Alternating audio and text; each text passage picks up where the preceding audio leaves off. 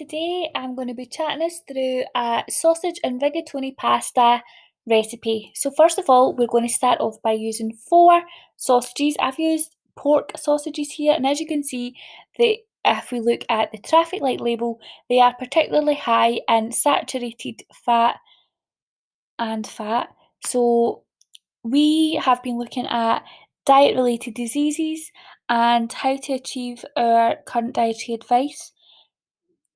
And one thing that we could do here is we could change these pork sausages, which are high in fat and saturated fat, and we could change them to having turkey sausages, which tend to be lower in fat, or completely getting rid of a meat product and using vegetarian sausages, which would completely reduce the saturated fat content, as saturated fat comes from animal products.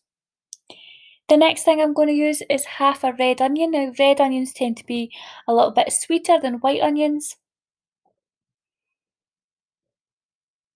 and they go really well with sausages, so they're good in this recipe.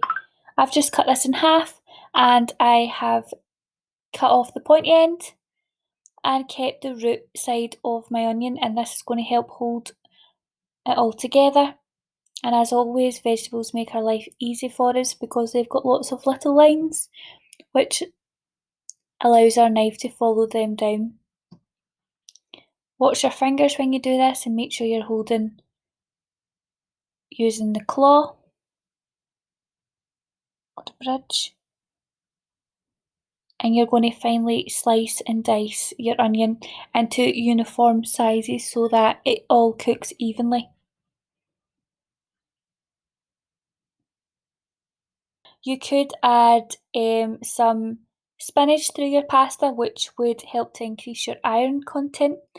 Iron we need in the body in our diet to help reduce the risk of having anemia, which would leave us feeling really tired.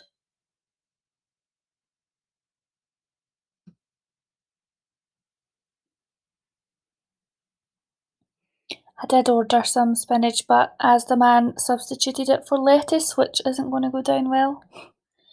Next, you're going to have 200 grams of chopped tomatoes into your jug, and we're just going to place all of our sauce ingredients in here. So 200 grams of chopped tomatoes, and next in here we are going to add in some brown sauce.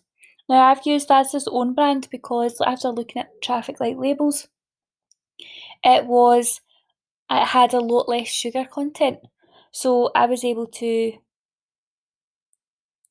make that choice to help reduce my sugar content in this dish, which will help to reduce my risk of type 2 diabetes.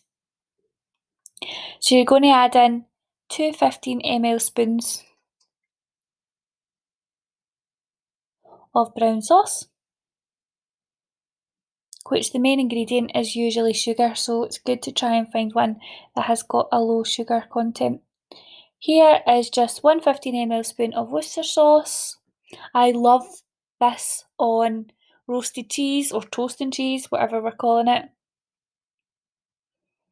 And this will just help to add some flavour again without adding too much salt. And then we've got some mustard.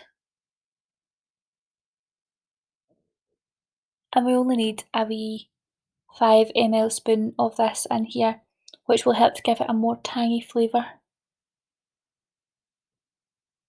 You can add chilli flakes or pepper if you want.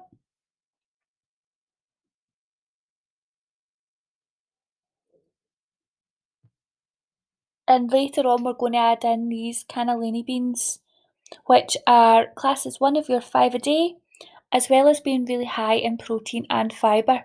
And if you were using vegetarian sausages, you could also add these beans to increase your protein intake if you were a vegetarian. They tend to give a nice creamy texture in your dish.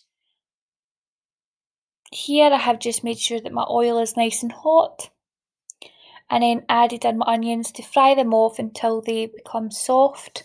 They'll go almost quite translucent, and I've got a pot half filled of water to help bring that to the boil. And then once I can see the big popping bubbles. I'm going to add in my rigatoni pasta, which I don't usually cook with. But these are just slightly wider pasta tubes compared to penny pasta. And once you've got the water boiling, you can add that in. And once your onion is soft, after a couple of minutes, add all your contents of your jug to make your sauce.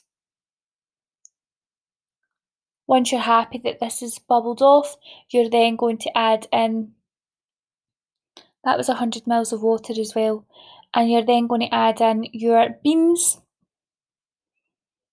And all you do to them is you would drain them down the sink, rinse them under the tap with cold water, and then just add them straight into your pan and mix it through.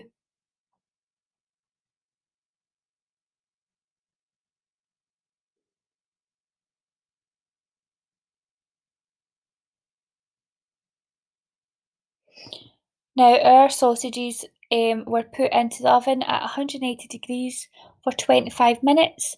So I had put tin foil over them so they didn't crisp up.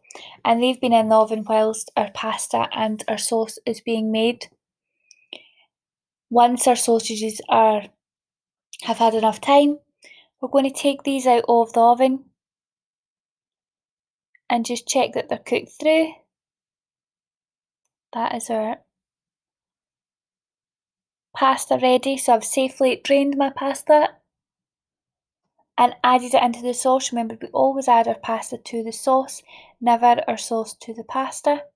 And we're going to incorporate that all together, mixing it through. And you can just set that aside until your sausages are ready. Like I said, we're going to check to see if they're ready and cooked through. And there we have. Take the tin foil off so they've not burnt at all. If you didn't use tin foil, they would probably go a bit crispier. Again, that's down to your preference. And just watch the oven-proof dish, it's really, really warm. And just slice up your sausages into bite-sized pieces. When you have a pasta, you usually want to get a mix of ingredients with a fresh spoonful that you take. So you want to have all your ingredients chopped up so that you can mix them all through. Add your pasta and sauce to the oven-proof dish and mix it all in. And this dish is low in salt, it's high in fibre from our beans, as well as having protein from our sausage and again our beans. We've got vitamin C in our tomato, and we're grating over some cheese on the top, and cheese is high in calcium. However, our sausages and our cheese tend to be really high in fat. So you could substitute these for low-fat alternatives or go a vegetarian option to reduce the saturated fat. I then added some cherry tomatoes and put it back in the oven for 10 minutes. And there you have it.